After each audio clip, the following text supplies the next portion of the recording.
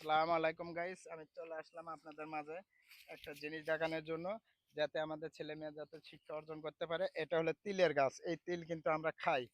এখানে আমি দেখলাম এই জায়গাটা কোন জায়গা, আমি আমার বড় ভাইয়ের থেকে আমি শুনতেছি। আসসালামু আলাইকুম। ওয়ালাইকুম আসসালাম।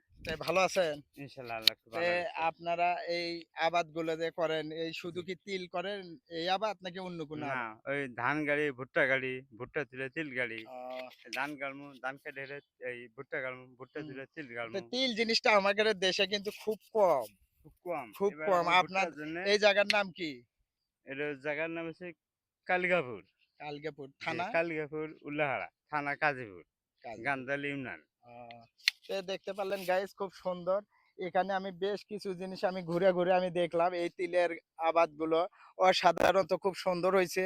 মানে সেই এই জিনিসগুলো আমরা কিন্তু খুব কম আমাদের দেশের চোখে জি, খুব এবার কম এবার পড়ে। বেশি মানে তা বেশি আমি হয় না তো। আমি এখানে দেখার পরে আমি এখানে নেমে আমার এই বড় ভাইয়ের থেকে আমি শুনলাম। তো যাই হোক, বড় ভাইয়েরা বিভিন্ন ধরনের আবাদ করে থাকে। জি, তা আমরা সবসময় কৃষকদের পাশে থাকি, তাহলে কি হবে?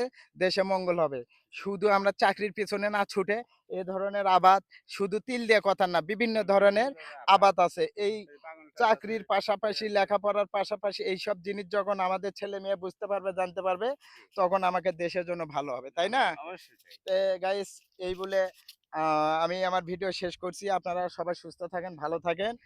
আর আমি নতুন কিছু যাতে দেখাতে পারি, আমার জন্য সবাই দোয়া করবেন। আল্লাহ হাফেজ। আমার এই বড় ভাইয়ের জন্য দোয়া করবেন।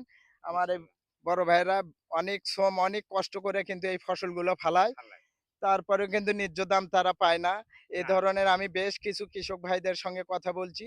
তারা কিন্তু এই দাম পায় না। এই বিষয়গুলো আমাকে দেখতে হবে, আমাদের হ্যাঁ। সরকারেরও দেখতে হবে। এই যে তো ভুট্টার আবাদ করছি, ভাংনা ভুট্টা, এই এত টাকা খরচ করি, ১ কেজি ভুট্টা নিয়েছি ৳৭০০ দিয়া, আর বেচা নাকি ৳৮০০ মন।